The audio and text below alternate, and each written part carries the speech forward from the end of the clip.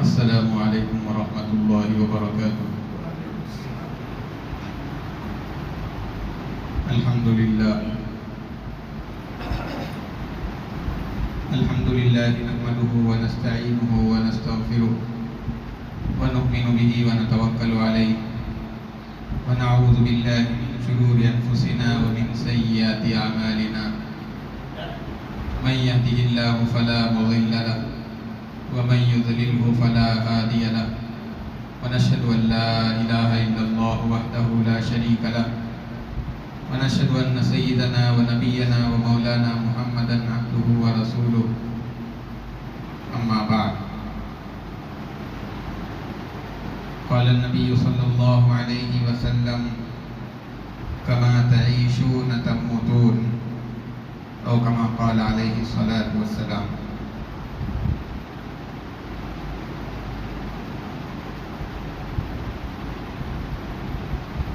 معزز سامعین کرام،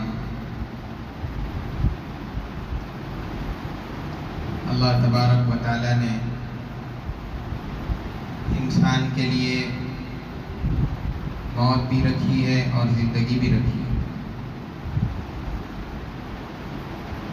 موت یہ ایک اٹل حقیقت ہے۔ آدمی چاہے کسی بھی مذہب سے تعلق رکھنے والا ہو، اللہ پاک نے اس میں کسی کا امتیاز نہیں کیا، کسی کے لیے فرق نہیں بنایا۔ چاہے وہ کسی بھی مذہب سے تعلق رکھنے والا ہو،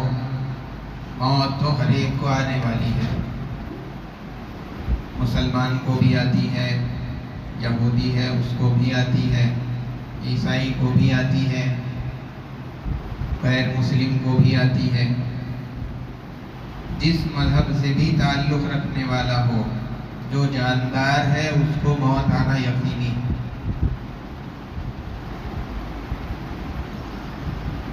ایک مسلمان کے مرنے میں اور ایک غیر مسلم کے مرنے میں فرق یہ ہے کہ جو مسلمان ہوتا ہے اس کی موت جو ہوتی ہے وہ اچھائی کے ساتھ، اس کا خاتمہ اچھا ہوتا ہے، حسن خاتمہ۔ اور جو غیر مسلم ہوتا ہے اس کا خاتمہ اور اس کا انجام برا ہوتا ہے۔ بس موت کے اندر یہ فرق ہے۔ بہرحال موت تو سبھی کو آنے والی ہے۔ اگر آدمی یہ چاہتا ہے کہ میری موت اچھی آئے، میرا خاتمہ حسن ہو، اچھا ہو، حسن خاتمہ میرا ہو جائے اور میری زبان پر آخری گھڑی میں کلمہ طیبہ لا الہ الا اللہ جاری ہو جائے، اگر آدمی کی یہ خواہش ہے تو اللہ کے نبی صلی اللہ علیہ وسلم نے فرمایا کہ آدمی اگر یہ چاہتا ہے کہ اس کی آخری گھڑی مبارک بن جائے تو اس کی پوری زندگی بھی اس کو اسی طرح گزارنی پڑے گی۔ اس لیے کہ آپ کے ارشاد آپ کا خلاصہ یہ ہے، کما تعیشون تموتون، جیسے زندگی گزاریں گے ویسے ہی موت آئے گی۔ اگر زندگی اچھی ہے، پسندیدہ ہے، محمود ہے تو موت بھی محمود ہوگی، اور اگر زندگی مذموم ہے تو پھر موت بھی مذموم ہوگی۔ اسی لیے اگر آدمی یہ چاہتا ہے کہ میری موت اچھے طریقے پر آئے جس سے اللہ خوش ہو اور میرا خاتمہ بالخیر ہو، تو آدمی کو چاہیے کہ اپنی زندگی بھی اچھے طریقے پر خیر کے ساتھ گزارے، اللہ کے احکامات کو، دین کو اپنے ہاتھ سے مضبوطی سے تھام کر کے، اللہ کی رسی کو تھام کر کے اپنی زندگی کو گزارے، تو موت بھی آدمی کی اسی طریقے سے آئے گی۔ جو آدمی زندگی میں دین پر استقامت کے ساتھ چلتا ہے، اپنے قدم دین کے راستے پر جمائے رکھتا ہے اور اس راستے پر چلتا رہتا ہے، تو قیامت کے روز بھی اس آدمی کے قدم جب وہ پل صراط پر چلے گا جمے رہیں گے، وہاں پل صراط پر اس آدمی کو استقامت ملے گی، جماؤ اس کے قدموں کو حاصل ہوگا۔ لیکن اگر آدمی نے دنیاوی زندگی کے اندر دین پر چلنے میں استقامت نہیں دکھائی، ثابت قدم نہیں رہا، حالات کے آنے کے ساتھ بدل گیا، یا پھر حالات آنے پر دیندار بنا اور حالات کے جانے پر دین کا راستہ چھوڑ دیا، اس نے استقامت نہیں دکھائی، دین کے راستے پر مضبوطی کے ساتھ جمع نہیں رہا، تو پھر قیامت کے دن بھی جب آدمی پل صراط پر چلے گا، وہاں پر بھی اس آدمی کے قدم جمے نہیں رہ سکیں گے، استقامت اس راستے میں اس آدمی کو حاصل نہیں ہوگی۔ اسی لیے آدمی اگر اپنی موت کی گھڑی مبارک بنانا چاہتا ہے، پل صراط کا راستہ اپنے لیے آسان بنانا چاہتا ہے، تو آدمی کو چاہیے کہ اپنی زندگی میں دین پر استقامت دکھائے، استقامت کے ساتھ جمع رہے۔ پل صراط پر جتنے لوگ گزریں گے، سارے ہی لوگوں کو وہاں سے گزرنا ہے، بعض لوگ اس سے گزر کر جنت میں چلے جائیں گے اور بعض لوگ اس پر سے گزر نہیں سکیں گے بلکہ کٹ کر کے نیچے جہنم میں گریں گے۔ یہ دو طرح کے لوگ رہیں گے۔ پھر جو لوگ پل صراط پر سے پار ہو کر کے جنت میں جائیں گے، ان کی بھی کئی قسمیں ہیں۔ ایک تو وہ جماعت ہوگی، وہ لوگ ہوں گے جو بجلی کی طرح سے تیز رفتاری کے ساتھ میں پل صراط کا راستہ پار کر کے جنت میں چلے جائیں گے۔ جس طریقے سے بجلی دیکھتے ہی دیکھتے آتی بھی ہے اور چلے بھی جاتی ہے، ٹھیک یہی رفتار کے ساتھ اللہ تعالیٰ پل صراط کا جو مشکل راستہ ہے ان کو آسانی کے ساتھ پار کرائیں گے۔ اور بعض لوگ وہ ہوں گے جو تیز رفتار گھوڑے کی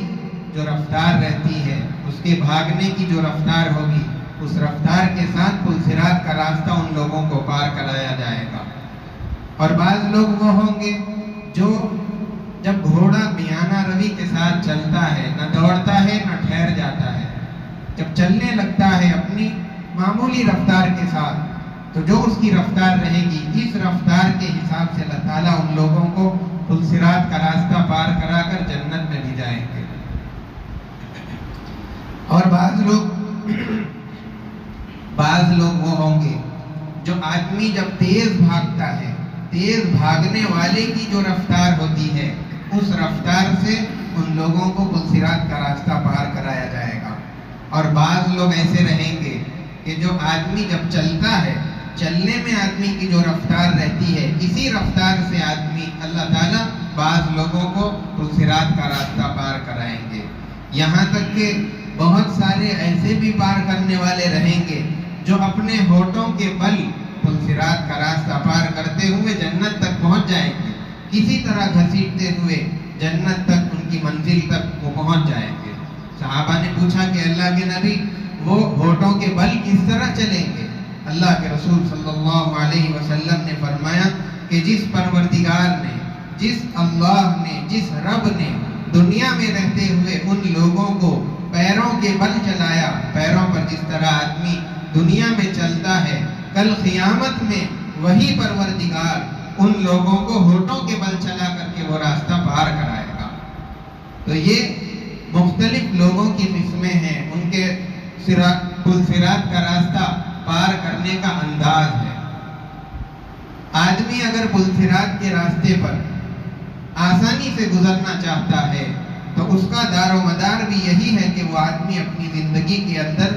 دین پر استقامت کے ساتھ جمع رہے، ثابت قدمی دکھائے،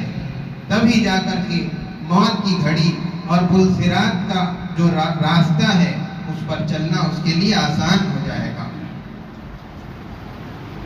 زندگی کے اندر آدمی بہت سارے اعمال کرتا ہے، لیکن آخری گھڑی کے مبارک ہونے کے لیے، آدمی کا خاتمہ بالخیر ہونے کے لیے 10 اعمال ایسے بتائے گئے ہیں کہ اگر آدمی ان 10 اعمال پر عمل کر لے تو اللہ کی ذات سے امید ہے کہ اس کی موت اچھے طریقے پر آئے گی، ایسے طریقے پر جس سے اللہ تعالیٰ خوش رہیں گے۔ اس میں سب سے پہلی بات تو یہ بتائی کہ آدمی اپنے نگاہوں کی حفاظت کرے، اس لیے کہ آدمی کی جو نگاہیں ہیں اس کے متعلق اللہ کے رسول صلی اللہ علیہ وسلم نے فرمایا النظر سهم من سهام ابلیس مسموم، کہ نظر یہ شیطان کے تیروں میں سے ایک زہریلا تیر ہے، اور جب آدمی بد نظری کرنے لگتا ہے، بلکہ آدمی جب بد نظری سے بچ جاتا ہے تو اللہ تبارک و تعالیٰ نے اس کے لیے یہ انعام رکھا ہے کہ اللہ تعالیٰ اس کے دل میں ایمان کی حلاوت ڈال دیتے ہیں۔ اب وہ ایمان کی حلاوت کو اپنے دل کے اندر محسوس کرنے لگتا ہے۔ حضرت ملا علی قاری رحمۃ اللہ علیہ نے اس سلسلے میں یہ بات لکھی کہ اگر کسی کے دل میں ایک مرتبہ بھی اللہ تبارک و تعالیٰ ایمان کی حلاوت کو ڈال دیتے ہیں تو پھر وہ کبھی باہر نہیں نکلتی، ہمیشہ اس کے دل کے اندر جب ایک مرتبہ چلی گئی تو بس اب اس کا مسکن، اس کا مقام اس مومن کا دل بن جاتا ہے۔ گویا کہ جب ایک مرتبہ اللہ تعالیٰ اس کو ایمان کی حلاوت دے دیے تو اب اس کی زندگی کی آخری گھڑی تک اس کا ایمان محفوظ ہو گیا، اللہ نے اس کے ایمان کو محفوظ کر دیا۔ اسی لیے آدمی کو اپنے نگاہوں کی حفاظت کرتے رہنا چاہیے۔ حضرت جریر بن عبداللہ رضی اللہ تعالیٰ عنہ، انہوں نے ایک مرتبہ اللہ کے رسول صلی اللہ علیہ وسلم سے پوچھا، اے اللہ کے نبی، اگر کسی پر غیر محرم پر ہماری نظر پڑ جائے تو ہم کو کیا کرنا چاہیے؟ اللہ کے رسول صلی اللہ علیہ وسلم نے ان سے کہا، بلکہ ان کو یہ حکم فرمایا کہ تم فوراً اپنی نگاہوں کو اس طرف سے پھیر لو۔ اسی طرح ایک اور روایت میں حضرت علی رضی اللہ تعالیٰ عنہ سے اللہ کے رسول صلی اللہ علیہ وسلم نے یہ بات فرمائی کہ اگر تمہاری نظر کسی غیر محرم عورت پر پڑ جاتی ہے، یہ حکم صرف مردوں کے لیے نہیں ہے بلکہ عورتیں بھی اس حکم کے اندر رہیں گی۔ جس طرح کسی آدمی کی نظر غیر محرم عورت پر پڑتی ہے یا کسی عورت کی نظر غیر محرم مرد پر پڑتی ہے تو دونوں کو یہی کام کرنا ہے۔ اللہ کے رسول صلی اللہ علیہ وسلم نے فرمایا کہ اگر کسی غیر پر نظر پڑتی ہے تو فوراً اس کو پھیر لو، دوبارہ اپنی نظر کو پھر مت ڈالو، اس لیے کہ جو پہلی نظر تھی وہ تو معاف ہے، اس لیے کہ اس میں تمہارا ارادہ نہیں تھا، تمہارا اختیار نہیں تھا، تمہاری نیت نہیں تھی کہ میں اس کو دیکھوں، اچانک پڑ گئی۔ لیکن جب تم نے نظر پھیر لیا، پھر اس کے بعد جب دوسری مرتبہ اس کو دیکھنے کے لیے اس کی طرف نظر پھیری تو اب اس میں تمہاری نیت بھی شامل ہے، تمہارا ارادہ بھی شامل ہے۔ تو اب جب ارادہ اور نیت اس میں ہو گئی تو اب اس کا گناہ ہوگا، پہلی نظر کا گناہ تو نہیں ہے، لیکن دوسری مرتبہ اگر نظر ڈالیں گے تو اس کا گناہ تم کو ہوگا۔ اسی لیے آدمی کے لیے بھی یہی حکم ہے کہ غیر محرم عورت پر نظر پڑ جائے تو نظر کو پھیرنا چاہیے، دوبارہ نظر لوٹانا نہیں چاہیے۔ اور عورتوں کو بھی یہی حکم ہے کہ اگر کسی غیر محرم مرد پر نظر پڑتی ہے تو فوراً اپنی نگاہوں کو وہاں سے ہٹا لینی چاہیے، دوبارہ نظروں کو وہاں پر نہیں لانا چاہیے۔ اللہ تبارک و تعالیٰ نے قرآن کریم کے اندر یہ بات فرمائی، قُل لِّلْمُؤْمِنِينَ يَغُضُّوا مِنْ أَبْصَارِهِمْ وَيَحْفَظُوا فُرُوجَهُمْ، مومنین سے اللہ کے رسول صلی اللہ علیہ وسلم سے کہا جا رہا ہے کہ آپ مومنین سے کہہ دیجئے، کیا کہنا ہے؟ یغضوا من ابصارہم، اپنی نگاہوں کو نیچے رکھیے، ویحفظوا فروجہم، اپنے شرمگاہوں کی حفاظت کیجئے، ذالک ازکا لہم، یہ چیز یعنی نظروں کو نیچے رکھنا، شرمگاہوں کی حفاظت کرنا، یہ ان کے لیے پاکیزگی کا زیادہ سبب ہے۔ اس میں دو چیزیں بیان کی گئی، نظر کا نیچے رکھنا، شرمگاہوں کی حفاظت کرنا۔ بڑے بڑے جو گناہ ہیں، زناکاری، بدکاری، یہ وہ گناہ ہیں جو آدمی کی نظر سے شروع ہوتے ہیں۔ سب سے پہلے نظر کسی پر پڑ گئی، اس کے بعد میں آہستہ آہستہ گفتگو شروع ہوئی، پھر آہستہ آہستہ گناہوں میں ملوث ہونا شروع ہو جاتے ہیں۔ اسی لیے اللہ پاک نے مومنین کو یہ حکم دے دیا کہ تم اپنی نگاہوں کو نیچی رکھو، تاکہ بڑے بڑے گناہ جن چھوٹے چھوٹے قدموں سے، چھوٹے چھوٹے کاموں سے شروع ہوتے ہیں، مومنین ان چھوٹے چھوٹے گناہوں سے بھی دور رہیں۔ اب جب آدمی چھوٹی چھوٹی چیزوں سے دور رہے گا، اپنی نگاہوں کو نیچے رکھے گا، تو تو یقیناً وہ آدمی بڑے بڑے گناہوں سے محفوظ ہو جائے گا۔ اسی لیے یہ حکم اللہ تبارک و تعالیٰ نے دیا کہ آپ مومنین سے یہ حکم دے دیجیے اور ان کو کہہ دیجیے۔ اور یہ بات بھی احادیث کے اندر ملتی ہے کہ جو آدمی اپنی نگاہوں کی حفاظت کرتا ہے تو اللہ تبارک و تعالیٰ اس آدمی کو عمل کی حلاوت نصیب فرماتے ہیں۔ کسی آدمی کی کسی غیر محرم عورت پر نظر پڑ گئی، چلتے چلتے اچانک نظر پڑ جاتی ہے، لیکن اس نے اپنی نظر کو نیچے کر لیا یہ سوچ کر کے کہ یہ اللہ کے نبی کا حکم ہے، اللہ کا حکم ہے، میں اللہ کے حکم کو مانتے ہوئے اپنی نظروں کو نیچے کر رہا ہوں۔ اطاعت کی نیت سے جب وہ آدمی اپنی نظروں کو نیچے جھکا لیتا ہے اور اس کو نہیں دیکھتا تو پھر اللہ تبارک و تعالیٰ اس آدمی کو ایسے عمل کی توفیق عطا فرماتے ہیں جس کی حلاوت اس آدمی کو اپنے قلب کے اندر محسوس ہوتی ہے۔ اسی طریقے سے ایک روایت کے اندر یہ بات بھی بتائی گئی کہ جو آدمی بد نظری کرتا ہے، غیر محرم عورتوں کو دیکھتا ہے، قیامت کے روز اس آدمی کی آنکھوں کے اندر اللہ تبارک و تعالیٰ یہ کہیں گے فرشتوں سے کہ اس کی آنکھوں کے اندر سیسا پگھلا کر کے ڈال دیا جائے، اس لیے کہ اس نے غیر محرم عورتوں کی طرف نظر اٹھا کر کے دیکھا ہے۔ یہ سزا اللہ تبارک و تعالیٰ بد نگاہی کرنے والے اور بد نظری کرنے والوں کے لیے متعین فرمائے ہیں۔ میں نے یہ بات بھی آپ کو بتائی کہ جو آدمی اپنے نظروں کی حفاظت کرتا ہے تو ایمان کی حلاوت اللہ تبارک و تعالیٰ اس آدمی کو عطا فرماتے ہیں، اور یہ حلاوت جب دل میں آتی ہے تو پھر ہمیشہ اس کے دل کے اندر رہتی ہے۔ یہی کیفیت اور یہی حلاوت اور یہی لذت صحابہ اکرام رضوان اللہ تعالیٰ علیہ مجمعین کے دلوں کے اندر پیوست کر دی گئی تھی۔ اسی لیے بڑی سے بڑی مشقت کا برداشت کرنا، دین کے راستے میں آنے والی تکلیفوں کو برداشت کر لینا، اپنے اوپر ٹوٹنے والے ظلم مصائب کا سہ جانا، لیکن ایمان کو اپنے ہاتھ سے نہ جانے دینا، یہ صحابہ کی زندگی، ان کے دلوں کے اندر اللہ نے ایمان کی حلاوت عطا فرمائی تھی، اسی لیے یہ چیز ان کی زندگی کے اندر پیدا ہوئی۔ اگر ہم بھی دین پر مضبوطی سے چلیں گے، اپنی نگاہوں کی حفاظت کرتے ہوئے اپنی زندگی کو گزاریں گے تو اعمال کی حلاوت، ایمان کی حلاوت اور چاشنی اللہ تبارک و تعالی ہمارے دل کے اندر بھی ڈالیں گے۔ اسی لیے آدمی کو اپنی نگاہوں کی حفاظت کرنی چاہیے۔ آج چھوٹے بچے جو گھروں کے اندر ہوتے ہیں، جب روتے ہیں تو ماں باپ کی عادت ہو گئی ہے کہ اٹھا کر کے فون دے دیتے ہیں یا پھر کوئی ٹیب دے دیتے ہیں تاکہ بچہ خاموشی کے ساتھ دیکھتا رہے اور ہم کو پریشان نہ کرے۔ حالانکہ یہ چیز بچے کے اخلاق کو، آگے چل کے بچے کی زندگی کو، بچے کے کردار کو خراب کرنے والی ہے۔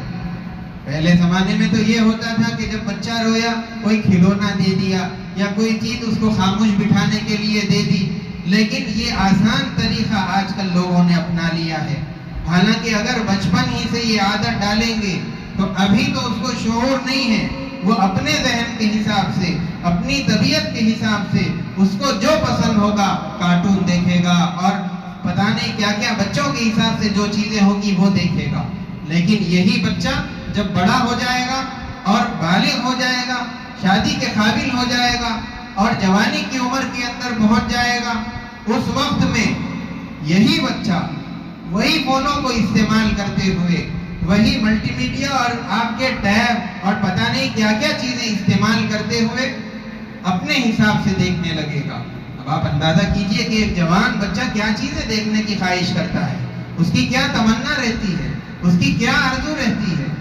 اب اس طریقے سے وہ آدمی جوانی کے، وہ بچہ جو بڑا ہو گیا ہے جوانی کے گناہوں کے اندر اور پھر اسی طرح کے مناظر، وہ سب چیزوں کے اندر مبتلا ہوتا چلا جائے گا اور اس کے ذمہ دار اس کے ماں باپ رہیں گے۔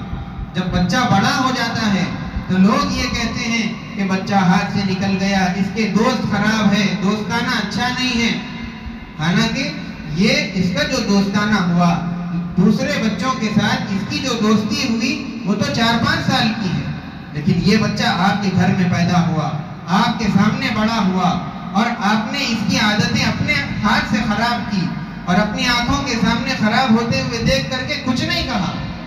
لیکن جب دوستوں کے ساتھ دوستی ہو گئی تو دوستانہ خراب ہو گیا، دوستوں نے اس کو خراب کر دیا، تو اپنا سارا الزام باہر والوں پر ڈالنے کی کوشش کرتے ہیں، اپنی غلطی نظر نہیں آتی۔ اسی لیے بچے جب چھوٹے رہیں اسی وقت سے صحیح پرورش کرنی چاہیے، ان کی صحیح تربیت ہونی چاہیے، ان کے صحیح زندگی گزارنے کا صحیح نہج بچپن ہی سے ان کو دینا چاہیے۔ یہ بچوں کی پرورش کا انداز اور تربیت کا انداز۔ اسی طریقے سے میں یہ بات بتا رہا تھا کہ صحابہ اکرام رضوان اللہ تعالی علیہم اجمعین کے دلوں میں اللہ تبارک و تعالی نے ایمان کی حلاوت عطا فرمائی۔ جو آدمی نظروں کی حفاظت کرے ایمان کی حلاوت اس کو ملتی ہے۔ اس کی چند علامتیں ہیں۔ ایک تو یہ کہ اس کو عبادات کے اندر مزہ آنے لگتا ہے، لذت آنے لگتی ہے، زیادہ سے زیادہ عبادت کرنے کا شوق پیدا ہونے لگتا ہے، دل عبادات کے اندر لگنے لگتا ہے۔ اب لمبی لمبی نمازوں میں مزہ آ رہا ہے، روزے رکھنے کے اندر مزہ آ رہا ہے، قرآن کی تلاوت میں مزہ آ رہا ہے، اللہ کا ذکر کرنے کے اندر مزہ آ رہا ہے، اور جتنی عبادات ہے ان سب کے کرنے کے اندر ایمان کی حلاوت رکھنے والے آدمی کو مزہ اور لذت محسوس ہونے لگتی ہے۔ دوسری علامت یہ کہ وہ آدمی ہر طرح کی خواہش کو چھوڑنے کے لیے تیار ہو جاتا ہے۔ جیسے کہ ایک نوجوان ہے جس کی ابھی شادی نہیں ہوئی، اب اس کے مختلف خواہشات رہتے ہیں، جیسے کہ دوستوں کے ساتھ یہاں وہاں گھومنا اور مختلف قسم کی مرغن اور لذیذ غذائیں کھانے کے لیے مختلف جگہوں پر جانا، تفریحات کرنا، یہ سب چیزیں اس کی خواہشات کے اندر داخل ہے۔ لیکن جیسے ہی اس نوجوان کی شادی ہو جاتی ہے تو پھر اگر اس سے کہا جائے کہ تم دوستوں کے پاس چلو، وہ اپنی بیوی کو چھوڑنے کے لیے تیار نہیں۔ اگر اس سے کہا جائے کہ باہر جا کر کے کھانا کھاتے ہیں، ہمارے ساتھ ایک دن پورا گزارو، اپنی بیوی کو چھوڑنے کے لیے تیار نہیں۔ کیوں؟ اس لیے کہ شادی ہونے کے بعد میں ایک بہت بڑی زندگی، بہت بڑی لذت جو ان کے مقابلے، یہ اس کے مقابلے میں کچھ نہیں ہے۔ اگرچہ کہ یہ 10 خواہشات ہیں لیکن یہ ایک ان سب پر بھاری ہے۔ ٹھیک اسی طریقے سے جب آدمی کے دل میں ایمان کی حلاوت آ جاتی ہے تو اس حلاوت کے مقابلے میں دنیا کی کوئی حلاوت مانے نہیں رکھتی۔ یہی چیز صحابہ اکرام کو اللہ نے عطا فرمائی تھی۔ اسی لیے دنیا کا مال کبھی محبت کی نظر سے نہیں دیکھا، پیٹ بھر کر کھانا کبھی زندگی میں نہیں کھایا،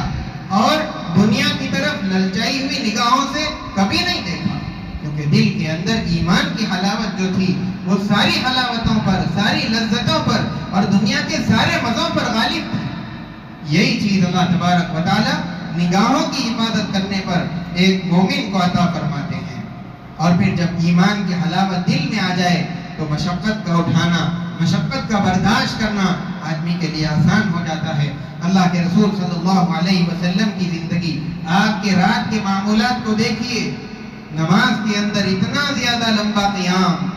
پیروں پر ورم آ رہا ہے، تکلیف ہو رہی ہے، پیر پھٹ رہے ہیں۔ صحابہ اکرام اور اولیاء اکرام کی زندگی ایک ایک رات، کبھی رکوع کے اندر پوری رات، کبھی سجدے میں پوری رات، کبھی ایک ہی آیت تلاوت کرتے ہوئے پوری رات نکال دینا۔ اور پھر حضرت فاطمہ رضی اللہ تعالی عنہا، ان کے متعلق تو یہ بات کتابوں میں ملتی ہے کہ وہ جب 2 رکعت نماز پڑھتے تھے اور جب نماز پوری نہیں ہو پاتی تھی کہ فجر کی اذان ہو جاتی تو پھر اللہ کے سامنے نماز ختم کر کے یہ شکایت کرتے کہ اے اللہ تو نے رات کو اتنی چھوٹی کیوں بنا دیا کہ میں 2 رکعت بھی نہیں پڑھ پا رہی ہوں۔ یہ لذت، یہ مشقت کے برداشت کرنے کا جذبہ ایمان کی حلاوت کے نتیجے میں ان لوگوں کو ملا۔ اگر ایمان کی حلاوت دل میں ہوگی، دین پر چلنے میں جو مشقتیں آئیں گی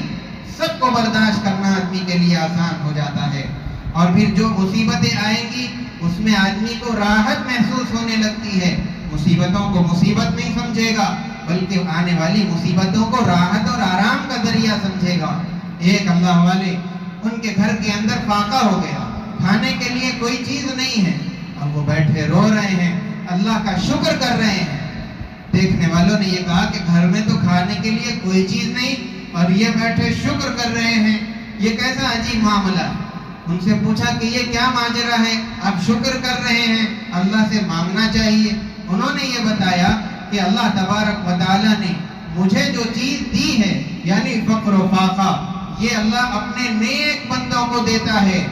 اب جب میرے پاس یہ نعمت آ گئی، فاقہ مجھے مل گیا، تو مجھے اس بات پہ رونا آ رہا ہے کہ میرا کون سا عمل ایسا تھا جو اللہ کو پسند آ گیا، جس کے نتیجے میں اللہ نے مجھے نیک لوگوں